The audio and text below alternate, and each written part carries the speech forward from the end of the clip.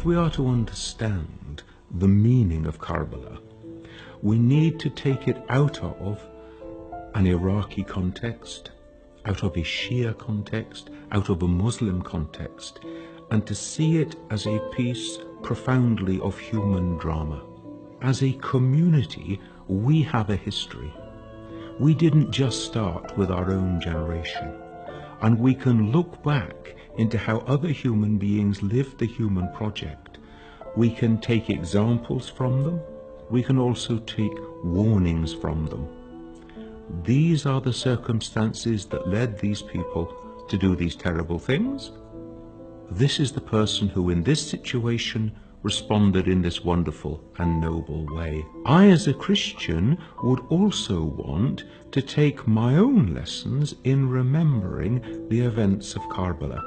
To understand the importance of Imam Hussein, we need to go back to the time of the Prophet himself, because the Prophet designates his successor as Ali to lead the community. And so we start to establish a principle of God deciding who should be the leader of the community. Everybody accepts that Yazid is a very bad example of Muslim life, let alone of Muslim leadership. He openly disobeyed the commands of God. He openly disobeyed the Sharia.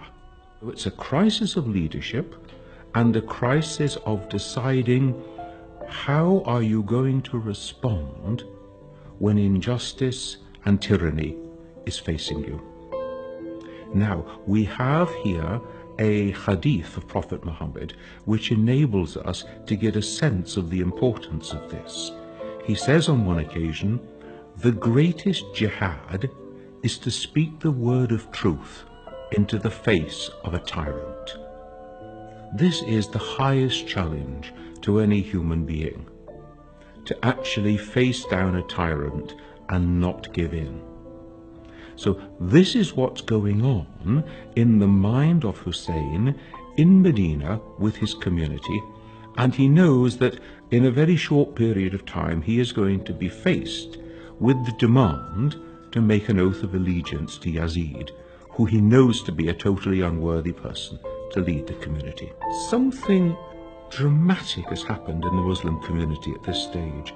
We're not even yet 50 years after the death of the Prophet, and we are about to see the Prophet's own grandson being massacred. The night before the battle, Imam Hussein gathers together his people and says to them, "Look, tomorrow we're going to be attacked. Please, it's me they want. Go away, leave." And they respond, "We won't go. We will stay. We will die with you." And now we see another huge human dimension of the question. What do you do if you are the supporter of an upright, honest, just person who is facing injustice? Do you stand with him, even at the cost of your own life? Or do you run to save yourself? Hussein dies in the desert. His followers are killed with him. These are, in the terms of the world, pretty insignificant acorns. And yet it reminds us that God's acorns grow into mighty oak trees.